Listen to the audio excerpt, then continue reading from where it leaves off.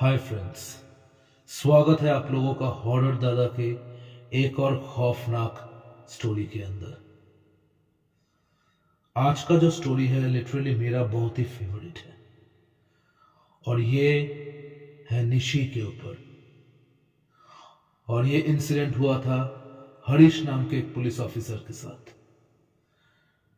लेकिन हादसा शुरू करने से पहले हम निशी के बारे में थोड़ा कुछ जान लेते हैं।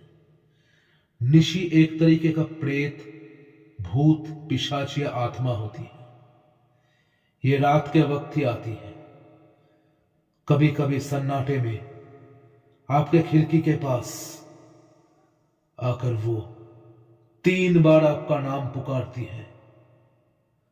अगर उन 3 बारों में आपने किसी भी वक्त उसके किसी भी सवाल का आपने जवाब दे दिया तो आपके लिए मौत तो इंतजार कर ही रही है। यह हादसा हुआ था हरीश के साथ। हरीश जो एक पुलिस ऑफिसर था और अपनी नौकरी के चलते बहुत बार उसका तबादला हो चुका था और यह हादसा भी उस तबादले के सिलसिले में ही हुआ था। इस बार हरीश का तबादला हुआ था सोलनगढ़ नाम के एक छोटे से शहर में। अब काम के सिलसिले में उसे अपनी फैमिली को लेकर उधर शिफ्ट करना ही पड़ा। पहला दिन जाकर हरीश ने सारी चीजों को देखा और इधर उधर शहर का वो थोड़ा बहुत हिस्सा और आखिरकार थाने का चार्ज ले लिया। पहले 2-3 दिन बहुत अच्छे से ही बीत रहा था। अचानक एक दिन सुबह शोरगुल पड़ चुका था पुलिस स्टेशन के सामने। हरीश आकर देखा तो बहुत सारे लोग वहां पे घेर करके खड़े हुए थे। हरीश ने पूछा कि आप लोगों को क्या तकलीफ है? सब लोग एक तरीके से आए हैं ऐसे? सब ने जवाब दिया कि उनकी जिंदगी बहुत खतरे में है। क्या क्या खतरे में है? आप लोग मुझे समझाइए, मैं जानना चाहता हूं। साहब, कल हमारे एरिया के हमारे 2 बच्चों को किसने चुरा कर ले गए हैं और हमारी बेटी ने भी किसी को देखा है।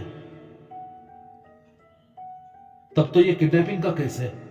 नहीं साहब, ये किसी इंसान का किया हुआ नहीं है। हरीश वहां पे हक्का बक्का रह गया। आखिर आप लोग कहना क्या चाहते हैं? कोई इंसान ने नहीं किया है मतलब किसी जानवर ने किया है? नहीं साहब। तो असल में क्या कहना चाहते हैं आप लोग? हरीश को कुछ समझ में नहीं आया।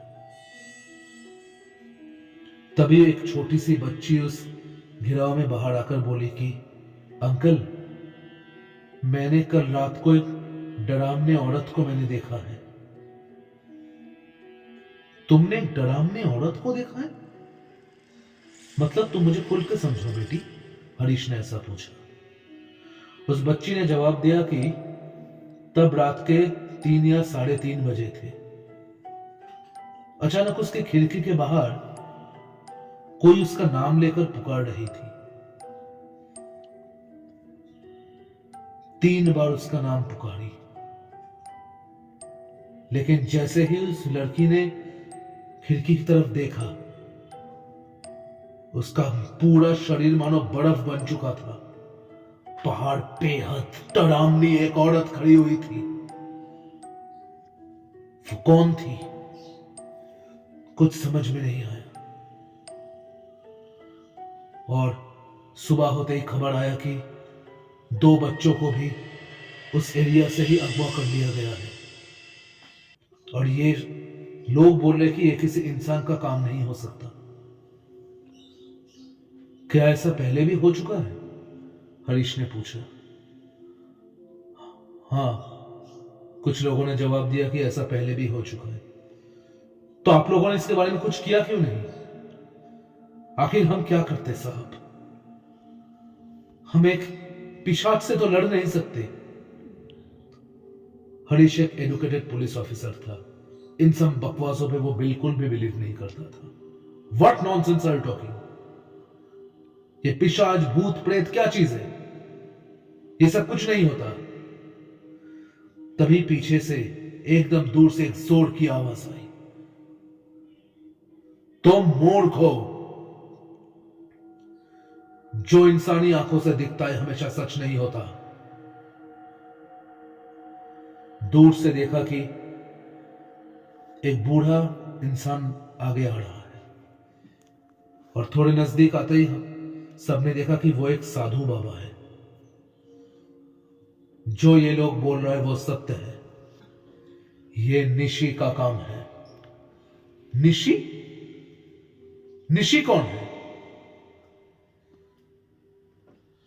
निशी कोई इंसान नहीं, वो कोई मनुष्य नहीं है, वो रात की खौफ है, रात की एक प्रेतात्मा है वो। हरीश को कुछ समझ में नहीं आया। बहुत लोगों ने कहा कि उन्होंने रात में एक सफेद साड़ी पहनी हुई औरत को कभी ना कभी जाते हुए देखा है। ये सब हरीश के सर के ऊपर से जा रहा था, लेकिन इस बात का ठोस सबूत हरीश को उसी रात ही मिलने वाला था। उस दिन हरीश स्टेशन में बहुत देर तक रुका था और अपना सारा काम खत्म करके वो घर की तरफ जा ही रहा था कि अचानक उसके गाड़ी के हेडलाइट के सामने उसने किसी को देखा। हरीश ने बहुत बार हॉर्न बजाया, लेकिन कोई जवाब नहीं आई। हरीश ने धीरे धीरे अपना पिस्तौल निकालकर बाहर आया और जोर से आवाज दिया कि आप कौन हैं? ऐसे पुलिस के गाड़ी के सामने खड़ा आप नहीं हो सकते। कौन है आप? हेडलाइट में नजर आया कि ये एक औरत है सफेद साड़ी में। हरीश को याद आया कि उन लोगों ने भी बोला था कि वो लोगों ने एक सफेद साड़ी में पहने औरत को देखा है। और धीरे धीरे वो औरत पीछे पलटने लगी और हरीश ने जो देखा उसका शरीर का सारा खून जम चुका था। उस औरत के बड़े बड़े दांत थे, लंबे लंबे नाखून, मुंह से खून बह रहा था।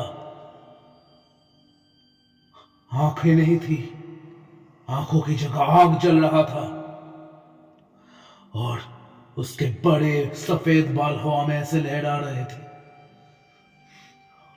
हरीश ने डर के मारे 2-3 फायर किया और देखते ही देखते हरीश उसी रास्ते में बेहोश हो गया था।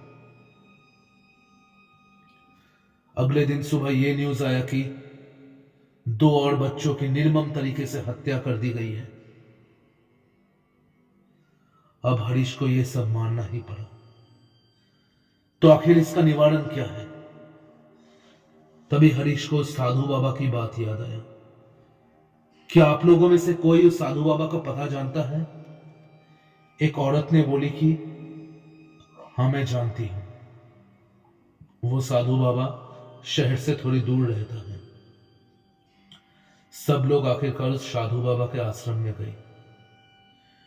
जाकर हरीश ने उनके पैर पकड़ लिए और ये सबने प्रार्थना किया कि अब बस आप ही इसका कोई निवारण कर सकते हैं बाबा। इस डरावनी प्रेतात्मा से हमें बचाइए, नहीं तो हमारे बच्चे अब जीवित नहीं रहेंगे। वो सबके बच्चों को मार डालेगी। मैंने भी कहा था कि मेरे फायरिंग से भी उसके ऊपर कोई असर नहीं हुआ। तो साधु बाबा ने कहा कि गोली से कोई जीवित इंसान ही मृत बन सकता है, पर वो कोई मनुष्य नहीं है, वो एक प्रेतात्मा है। लेकिन निशी को खत्म किया जा सकता है। उसके लिए बस एक ही तरीका है, उसके ऊपर आग फेंकना होगा। आग से ही निशी को बस खत्म किया जा सकता है। लेकिन यह उतना सरल काम नहीं होगा। निशी से लड़ना मतलब अटूट क्षमता की जरूरत है। हम सबको एक होकर लड़ना पड़ेगा। वो बहुत प्रयत्न करेगी, हमें रोकने की बहुत कोशिश करेगी। हो सकता है कि हम लोगों में से किसी को वो चोट पहुंचाने की भी कोशिश करे, लेकिन हमें मजबूत रहना पड़ेगा। सब लोगों ने इस बात पे एग्री किया और उन लोगों ने सोचा कि किसी एक बच्चे को चारा के हिसाब से यूज किया जाएगा, लेकिन वो पूरी तरीके से प्रोटेक्टेड रहेगी पुलिस के। ऐसे ही रात के वक्त सब लोगों ने एक छोटे से बच्चे को रास्ते में अकेला भेजा और सब लोग कहीं ना कहीं छुपे हुए थे। हरीश भी एक घर के पीछे छुपा हुआ था अपना पिस्तौल रेडी करके, हालांकि उस पिस्तौल का भी कोई काम नहीं है। देखते ही देखते वो बच्चा रास्ते में आगे जा रहा था और तभी पीछे से एक जोर की सुरीली प्यारी लेकिन खौफनाक आवाज आया। किसने उस बच्चे का नाम पुकारा और तीसरे बार पुकारने पे जैसे ही वो बच्चा पीछे मुड़ा, तभी वो सफेद साड़ी पहनी हुई औरत खड़ी हुई थी। वही लाल आंखें जिनमें आग बरस रहे हैं, वही खून से लपटा हुआ शरीर, बड़ी बड़ी दांत और बड़े बड़े नाखून। वो उस बच्चे की तरफ बढ़ ही रही थी, तभी साधु बाबा उसके सामने आ गए। रुक जा दुष्ट प्रेतात्मा, तू उस बच्चे का कुछ नहीं बिगाड़ सकती। नफरत भरी आवाज में उस निशी नामक डायन ने कहा, चला जा मेरे सामने से। मेरे और मेरे शिकार के आगे अगर कोई भी आएगा तो उसे भी मैं मौत के घाट उतार दूंगी। मैं रात की रानी हूं, मुझे कोई खत्म नहीं कर सकता। कहते ही साधु बाबा ने अपने कमंडल से थोड़ा सा पानी लेकर उसके ऊपर फेंका। उसने मुझे कहा कि हरीश, ये कमंडल का गंगाजल है, इससे उसे खत्म तो नहीं किया जा सकता, लेकिन थोड़ी देर के लिए इसे निष्क्रिय किया जा सकता है। तुम जल्दी से जल्दी, जल्द से जल्दी तुम लोग उसके ऊपर आग फेंको और उसे यही जिंदा जला डालो, अन्यथा हम में से कोई जिंदा नहीं बचेगा। हम लोगों ने मशाल लेकर उसे चारों तरीके से घेर लिया और देखते ही देखते सब लोगों ने उसके ऊपर आग फेंका। साधु बाबा की बात सच निकली, यह आग ही उसकी सबसे बड़ी कमजोरी थी। हमारी आंखों के सामने वो डायन देखते ही देखते जल के भस्म होकर राख बन गई। उसी दिन से मैंने भी मान लिया था कि आंखों से जो दिखता है वो हर वक्त सच नहीं होता। लेकिन आखिरकार सोलनगर वासियों को निशी के प्रकोप से मुक्ति मिल ही गई और वहां पे फिर कभी इस तरीके का कोई हादसा नहीं हुआ। हरीश भी वहां पे 1 साल तक रहा, उसके बाद फिर वो कहीं और पे तबादला करवा लिया। लेकिन शायद हरीश उस हादसे को कभी जिंदगी में भुला पाए।